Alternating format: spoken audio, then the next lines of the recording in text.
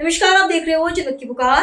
Peeragarhi car कांड का खुलासा। धनवर्षा का झांसा देकर तांत्रिक ने लड्डू में जहर देकर ली 3 जान, यूपी से गिरफ्तार। वेस्ट दिल्ली के पीरागढ़ी इलाके में कार के अंदर मिले 3 शवों की सनसनीखेज गुत्थी को दिल्ली पुलिस ने सुलझा लिया है।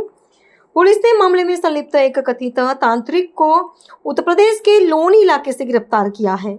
आरोपी ने धनवर्षा कराने का लालच देकर 3 पीड़ितों को मौत के घाट उतार दिया। पुलिस जांच में चौंकाने वाला खुलासा हुआ है कि आरोपी तांत्रिक ने पीड़ितों से पूजा पाठ के नाम पर करीब 2 लाख रुपए ठगे थे। ऐंठे थे। दावा किया गया था कि वह विशेष पूजा कर उनके ऊपर धनवर्षा कर देगा।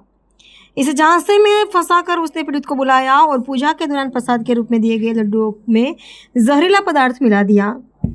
जहरीला लड्डू खाते ही तीनों की हालत बिगड़ गई और उनकी मौत हो गई। वारदात के बाद शव कार में मिलने से इलाके में हड़कंप मच गया था। मामले की गंभीरता को देखते हुए पुलिस ने आसपास के 200 से ज्यादा सीसीटीवी कैमरों की फुटेज खंगाली। तकनीकी जांच और लोकेशन ट्रैकिंग के जरिए आरोपी की पहचान सुनिश्चित की गई। पुलिस अधिकारियों के अनुसार आरोपी खुद को तांत्रिक बताकर लोगों को ठगता था। फिलहाल उससे पूछताछ जारी है ताकि ये पता लगाया जा सके कि वह पहले भी ऐसी वारदातों में शामिल तो नहीं रहा है। इस घटना ने एक बार फिर साबित कर दिया है कि अंधविश्वास और लालच का परिणाम जानलेवा हो सकता है। पुलिस टीम को मिली सफलता। इस ब्लाइंड मर्डर केस को सुलझाने में आउटर जिला DCP Sachin Sharma, additional DCP नारा चैतन्य और एडिशनल डीसीपी मनोज कुमार मीणा के मार्गदर्शन में एक विशेष टीम ने काम किया। टीम में एसीपी पाटिल स्वागत Rajkumar, ACP Jaiprakash, inspector Rajpal Meena, inspector Rohit Kumar, sub inspector Vipin Kumar, assistant sub inspector Vikas Kumar और हेड कांस्टेबल शक्ति शामिल थे। इस मामले में और ज्यादा जानकारी के लिए जनमत की पुकार के क्राइम रिपोर्टर तिलक राज ने आउटर डीपी सचिन शर्मा से खास बातचीत की है, सुन लीजिए।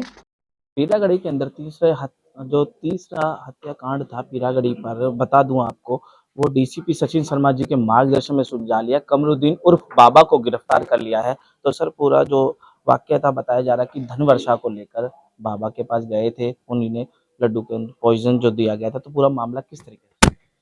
जो टेक्निकल एनालिसिस और जो पूछताछ और जितने भी साक्ष्य थे वो इसी की तरफ इशारा कर रहे थे कि इस बाबा ने कुछ ना कुछ उनको पॉइजनस सब्सटेंस देके मारा है। तो जब इससे सस्टेन्ड पूछताछ की गई तो इसने कन्फेस किया और इसने बताया कि पैसों के लालच में जहरीला पदार्थ देके मारा। सर, जो कमरुद्दीन बाबा है उसको कितना तकरीबन पैसे का जो दिया गया था, या कोई धनवर्षा को लेकर कोई लालच दिया गया था?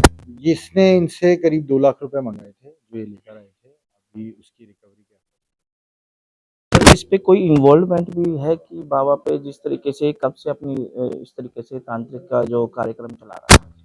हाँ, ये इसमें अभी तक जो जाँच में आया है कि पहला मुकदमा 2014 का आ रहा है और भी हो सकते हैं। तो अभी तक के 2 मुकदमे सामने आ रहे हैं, एक पिछले साल का, एक 2014 का। कहीं न कहीं सर, आज के युग में भी अंधविश्वास को बढ़ावा दिया जा रहा है। तो सर, आप जनता को क्या कहना चाहेंगे? ऐसी भ्रामक चीज़ों पे बिल्कुल ध्यान ना दें कि कोई अपना आपका पैसा डबल कर देगा, कोई आपका पैसा 100 गुना कर देगा। ये कंप्लीटली फ़ॉल्स। सर, स्टाफ के बारे में क्या कहना चाहेंगे? इतनी मेहनत की है फिरोज़ाबाद जाकर, और जो तार जोड़े हैं बाबा को पकड़ने में, तो सर स्टाफ के बारे में? नहीं, स्टाफ ने ऑफ़ कोर्स बहुत अच्छी मेहनत करी है और बहुत अच्छा मामला सुलझाया। हमारे साथ मौजूद थे डीसीपी सचिन शर्मा जी, जिनके मार्गदर्शन में पीरागढ़ी जो तीरा हत्याकांड था उसको सुलझा लिया गया है। मैं तिलकराज, कैमरामैन हेमंत के साथ। जिसमें था कि एक गाड़ी खड़ी है जिसमें 3 लोग अनकॉन्शियस हैं। तो जब मौके पे पहुंचते हैं तो 3 उसमें डेड बॉडीज मिलती हैं। 2 उसमें मेल हैं और एक फीमेल की। उनको उनकी बॉडीज को हॉस्पिटल पहुंचाया जाता है और उनको आइडेंटिफाई किया जाता है।